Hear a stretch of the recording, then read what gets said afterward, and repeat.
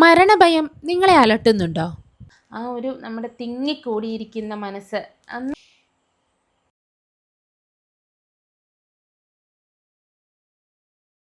നമസ്കാരം, എൻ്റെ പുതിയ വീഡിയോയിലേക്ക് എല്ലാവർക്കും സ്വാഗതം. ഞാൻ ഡോക്ടർ ആതിര IAS.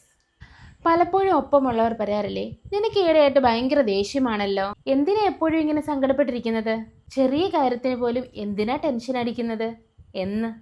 ചിലപ്പോൾ നിങ്ങളും ചിന്തിക്കുന്നുണ്ടാവും, ഞാൻ പണ്ടൊന്നും ഇങ്ങനെയല്ലല്ലോ, ഇപ്പോൾ എനിക്ക് എന്നെ തന്നെ നിയന്ത്രിക്കാൻ സാധിക്കുന്നില്ലല്ലോ എന്ന്. പ്രിയപ്പെട്ടവരെ, നിങ്ങൾ മനഃപൂർവ്വം ഉണ്ടാക്കുന്നതല്ല ഈ ദേഷ്യവും ടെൻഷനും മൂഡ് മാറ്റങ്ങളൊന്നും. ഇതിൻ്റെ പിന്നിൽ നിങ്ങളുടെ ശരീരത്തിലെ ചില ഹോർമോണിൻ്റെ കളികളാണ്. പ്രത്യേകിച്ച് സ്ത്രീകളിൽ കണ്ടുവരുന്ന തൈറോയ്ഡ് പ്രശ്നങ്ങളും ഹോർമോൺ വ്യതിയാനങ്ങളും. ശരീരഭാരം കൂടുന്നതും മുടി കൊഴിയുന്നതും മാത്രമല്ല തൈറോയ്ഡിൻ്റെ ലക്ഷണം. ഇത് നിങ്ങളുടെ മനസ്സിനെ എങ്ങനെ ബാധിക്കും, നിങ്ങൾ അനുഭവിക്കുന്ന കടുത്ത ടെൻഷനും ഉത്കണ്ഠയും എങ്ങനെ മാറ്റിയെടുക്കാം എന്നൊക്കെയാണ് ഇന്ന് നമ്മൾ സംസാരിക്കുന്നത്. ഈ വീഡിയോ മുഴുവൻ കാണുക, കാരണം ഇത് നിങ്ങളുടെ ആരോഗ്യത്തിന് വേണ്ടി മാത്രമുള്ള വീഡിയോയല്ല, നിങ്ങളുടെ കുടുംബത്തിൻ്റെ സമാധാനത്തിനും കൂടി വേണ്ടിയുള്ളതാണ്. പോകാം വീഡിയോയിലേക്ക്.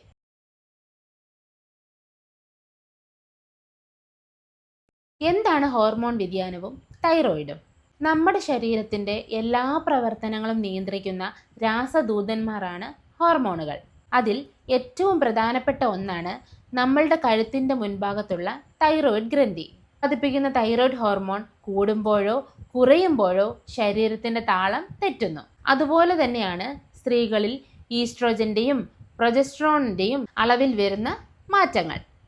PCOS, പോളിസിസ്റ്റിക് ഓവറി സിൻഡ്രോം, പ്രസവാനന്തര കാലഘട്ടം, പോസ്റ്റ്പാർട്ടം, ആർത്തവ വിരാമം, മെനോപോസ് എന്നീ സമയങ്ങളിലൊക്കെ ഈ ഹോർമോണിൻ്റെ വ്യതിയാനങ്ങൾ കഠിനമാകാറുണ്ട്.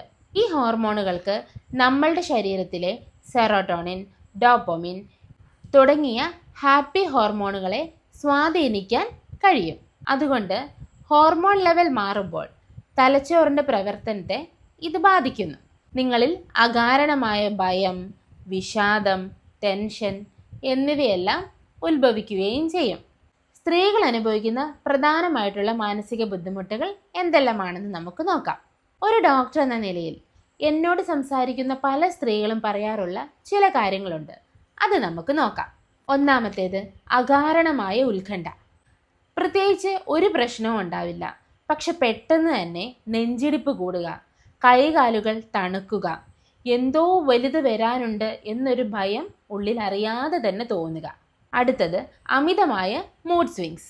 ഈ നിമിഷം നല്ല സന്തോഷത്തോടെ ഇരിക്കുകയായിരിക്കും, പെട്ടെന്ന് തന്നെ സങ്കടമോ ദേഷ്യമോ വരും. പലപ്പോഴും വീട്ടിലുള്ളവർ വിചാരിക്കും ഇത് വെറും അഭിനയമായിരിക്കുമെന്ന്, പക്ഷേ അതല്ല സത്യം. അടുത്തത് ബ്രെയിൻ ഫോഗ്. കാര്യങ്ങളിൽ ശ്രദ്ധ കേന്ദ്രീകരിക്കാൻ പറ്റാതെ വരുന്നൊരു അവസ്ഥ. ചെറിയ കാര്യങ്ങൾ പോലും മറന്നു പോവുക, എപ്പോഴും തളർച്ച വരുന്നൊരു അവസ്ഥ. അടുത്തത് ഉറക്കമില്ലായ്മ, ഇൻസോംനിയ. രാത്രി എത്ര കിടന്നാലും ഉറക്കം വരാതിരിക്കുക, അല്ലെങ്കിൽ ഉറക്കത്തിനിടയിൽ പെട്ടെന്ന് ഞെട്ടി ഉണരുക. ഇത് പകൽ സമയത്തെ ടെൻഷൻ ഇരട്ടിക്കാൻ കാരണമാകും. ഈ ടെൻഷൻ എങ്ങനെ തിരിച്ചറിയാം? ഇങ്ങനെയുള്ള അവസ്ഥയിലൂടെയാണ് നിങ്ങൾ കടന്നു പോകുന്നതെങ്കിൽ ആദ്യം ചെയ്യേണ്ടത് സ്വയം കുറ്റപ്പെടുത്താതിരിക്കുക എന്നുള്ളതാണ്. നിങ്ങൾ ചെയ്യേണ്ട ചില മെഡിക്കൽ പരിശോധനകൾ ഞാൻ പറഞ്ഞു തരാം. ഒരു ഡോക്ടറെ കണ്ട് തൈറോയ്ഡ് പ്രൊഫൈൽ ചെക്ക് ചെയ്യുക, അതായത് T3, T4, TSH എന്നിവയല്ല. ആവശ്യമെങ്കിൽ ഡോക്ടറുടെ നിർദ്ദേശപ്രകാരം മറ്റ് റീപ്രൊഡക്റ്റീവ് ഹോർമോണുകളുടെ ടെസ്റ്റുകളും നിങ്ങൾക്ക് ചെയ്യാവുന്നതാണ്. തൈറോയിഡിന് മരുന്ന് കഴിക്കുന്നവരാണെങ്കിൽ കൃത്യമായ അളവിൽ തന്നെയാണോ ആ മരുന്ന് കഴിക്കുന്നത് എന്ന് ഉറപ്പുവരുത്തുക. 3 അല്ലെങ്കിൽ 6 മാസം കൂടുമ്പോൾ രക്തം പരിശോധിക്കുക. ഇനി നമുക്ക് ഇതിനു വേണ്ടിയുള്ള പരിഹാരങ്ങളും ജീവിതശൈലി മാറ്റങ്ങളും നോക്കാം. കൃത്യമായ മരുന്ന്. തൈറോയ്ഡ് ഉള്ളവർ ഡോക്ടർ നിർദ്ദേശിച്ച മരുന്ന് രാവിലെ വെറും വയറ്റിൽ കൃത്യമായി കഴിക്കുക. സ്വയം മരുന്ന് നിർത്തുകയോ അളവ് മാറ്റുകയോ ചെയ്യരുത്. അടുത്തത് ഭക്ഷണക്രമം, ഡയറ്റ്. പ്രോസസ് ചെയ്ത ഭക്ഷണങ്ങൾ, മധുരം എന്നിവ കുറയ്ക്കുക. ഇലക്കറികൾ, നട്ട്സ്, ഒമേഗ 3 എന്നിവയെല്ലാം അടങ്ങിയിട്ടുള്ള ഭക്ഷണങ്ങൾ കഴിക്കുവാൻ ശ്രദ്ധിക്കുക. ഹോർമോൺ ബാലൻസ് ചെയ്യാൻ സഹായിക്കും. ഒരു ടിപ്പ് പറയുന്നത് പോലെ ഞാൻ പറഞ്ഞാൽ, നമ്മൾ രാവിലെ ഇപ്പോൾ തൈറോയ്ഡ് കഴിക്കുന്ന ആൾക്കാരാണെങ്കിൽ രാവിലെ തൈറോയിഡിൻ്റെ ഗുളിക കഴിച്ചു അരമണിക്കൂർ കഴിഞ്ഞിട്ട് നമുക്ക് ആദ്യം കഴിക്കുന്നത് ഈ നട്ട്സുകൾ ആയാൽ അത് വളരെ ഉത്തമമാണ്. നമ്മുടെ ശരീരത്തിൽ പെട്ടെന്ന് തന്നെ ആഗിരണം ചെയ്യാൻ സാധിക്കും. അടുത്തത് വ്യായാമം, എക്സസൈസ്. ദിവസവും ഒരു 30 മിനിറ്റ് നടക്കുകയോ യോഗ ചെയ്യുകയോ ചെയ്യാവുന്നതാണ്. ഇത് നിങ്ങളുടെ സ്ട്രെസ് കുറയ്ക്കാൻ നേരിട്ട് സഹായിക്കും. അടുത്തത് മനസ്സിന് വിശ്രമം, മൈൻഡ്ഫുൾനെസ്.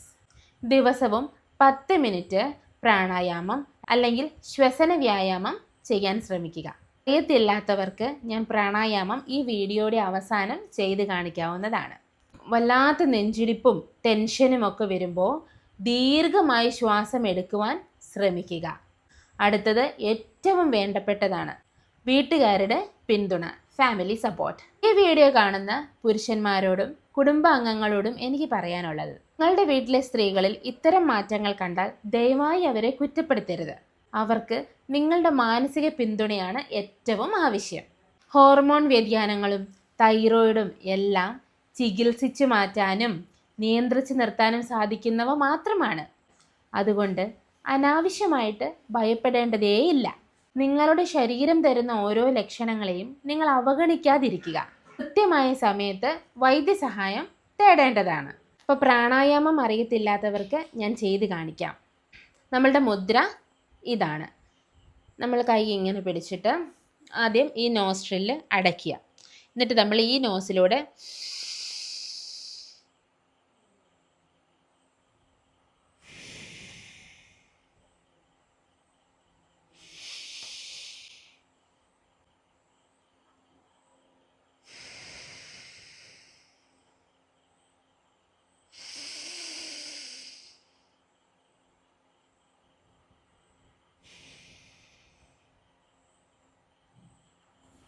നമ്മൾ മെല്ലെ ഇൻഹെയിൽ ചെയ്യുക.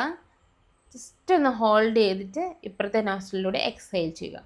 വീണ്ടും ഇൻഹെയിൽ ചെയ്യുക, എക്സ്ഹെയിൽ ചെയ്യുക. അങ്ങനെ ഒരു 10 ടൈംസ് ചെയ്താൽ ഒത്തിരി റിലീഫ് കിട്ടും. ഇനി അതിനൊന്നും സമയം കിട്ടുന്നില്ല, ചമ്രം പടിഞ്ഞ് എവിടെയെങ്കിലും ഇരുന്നത് ചെയ്യാൻ നമുക്ക് സമയം കിട്ടുന്നില്ല. ചിലപ്പം കൂടുതലും ഇങ്ങനെയുള്ളവർക്ക് മോർണിംഗ് എണീക്കുമ്പോഴായിരിക്കും ഒരു ടെൻഷൻ, അയ്യോ ഞാനൊന്നും ചെയ്യുന്നില്ലല്ലോ, എൻ്റെ ലൈഫ് ഇങ്ങനെ സ്റ്റക്കായി പോയല്ലോ, എനിക്കൊന്നും ചെയ്യാൻ സാധിക്കുന്നില്ലല്ലോ എന്നൊക്കെ തോന്നുന്നത്. അപ്പോൾ നമ്മൾ ബെഡിൽ നിന്ന് എണീറ്റ് കഴിയുമ്പോഴോ അല്ലെങ്കിൽ നമ്മൾ ഹാളിൽ സോഫയിൽ ഇരിക്കുമ്പോഴോ ഈവൻ കിച്ചണിൽ നിൽക്കുവാണെങ്കിൽ പോലും നമ്മൾ ജസ്റ്റ് കൈ ഒന്ന് ഈ മുദ്രയിൽ പിടിച്ച് നമ്മൾ എവിടെയെങ്കിലും നിൽക്കുകയോ ഇരിക്കുകയോ ഒക്കെ ചെയ്തിട്ട് നമ്മൾ ബ്രീത് ഇൻ ചെയ്ത് ഒരു 5 സെക്കൻഡ് ഹോൾഡ് ചെയ്ത് ബ്രീത് ഔട്ട് ചെയ്യുക.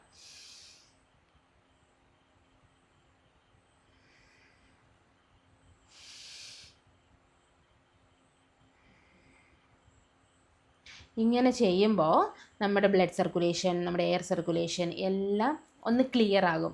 അപ്പോൾ നമുക്ക് ആ ഒരു നമ്മുടെ തിങ്ങിക്കൂടിയിരിക്കുന്ന മനസ്സ് ഒന്ന് റിലീഫാകും.